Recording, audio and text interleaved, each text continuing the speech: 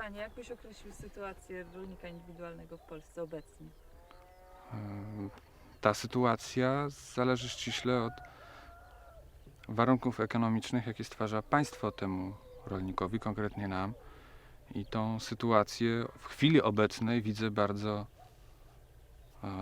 czarno, dlatego że brak jest jakiejkolwiek dalekowzrocznej polityki rolnej. Tak, ja to odczuwam. Chociażby dlatego, że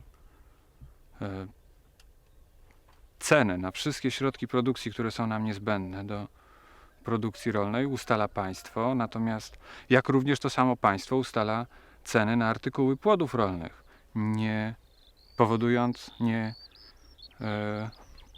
dotując w żaden sposób nas, rolników, to znaczy tych cen,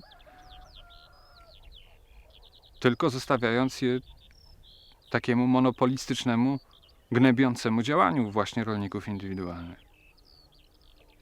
Tyś to ładnie określił przedtem jako, że jesteście W kleszczach.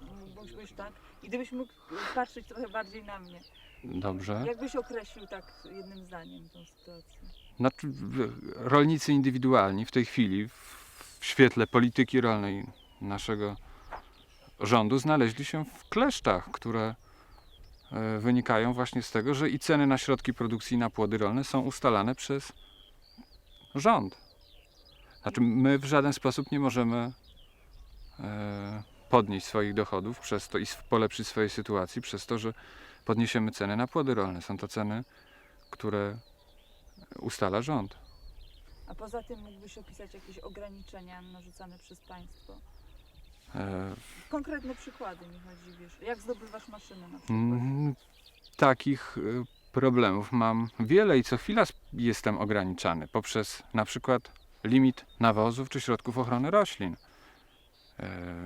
Wynik tej sytuacji, jaka jest w tej chwili u mnie na polu, jest wynikiem tego, że po prostu nie sposób dostać herbicydów. Ja nie mam herbicydów i dlatego muszę się uciekać do pracy ręcznej. Przecież to samo mógłby zrobić środek chemiczny. To samo nie sposób dostać jest nawozów. Te dawki, jakie zastosowali rolnicy w tym roku, są to dawki minimalne dla roślin, jakich one potrzebują. A czy te herbicydy są dostępne dla wszystkich rolników indywidualnych jednakowo, czy jest jakieś zróżnicowanie? Teoretycznie jest tak, że ci, którzy kontraktują, mają możliwość zakupu, ale to jest tylko teoretycznie, gdyż jest to gwarantowane w umowie kontraktacyjnej. Ale z tego nikt nie wywiązuje się, to znaczy my mamy obowiązek dostarczyć płody rolne, a ci, którzy gwarantują nam środki produkcji, między innymi te herbicydy i nawozy, nie.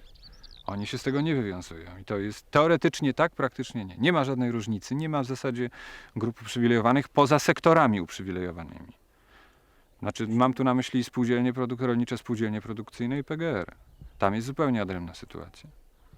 Gdybyś mógł króciutko tą sytuację opisać i później porównać z sytuacją rolnika indywidualnego i system kontraktów właśnie. Czy... I popatrzeć się na mnie też przy okazji.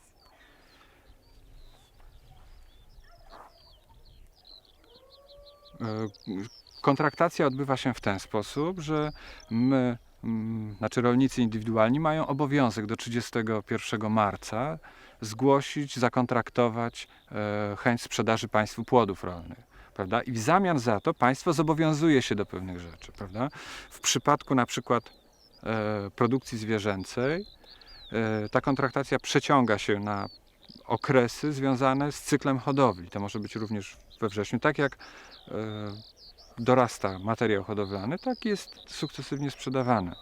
Ale znaczy takie błędne koło z tą kontraktacją jest to, że dla nas pewnym impulsem jest ta kontraktacja, ponieważ teoretycznie za tą kontraktację my możemy kupić pewne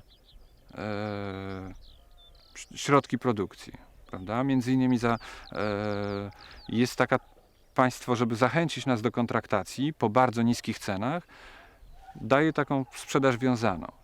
Oferuje nam sprzedaż wiązaną. Zamiast tych środków, znaczy w zamian za na przykład zboże można kupić, czy powiedzmy w zamian za odstawienie jednej sztuki bydła czy trzody chlewnej można kupić trochę węgla, Są to oczywiście stawki głodowe, ale jeżeli innego sposobu nie ma, rolnicy idą i na to.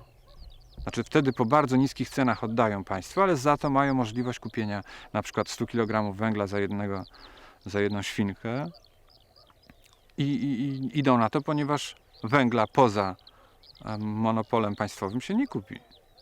Znaczy bardzo sporadycznie.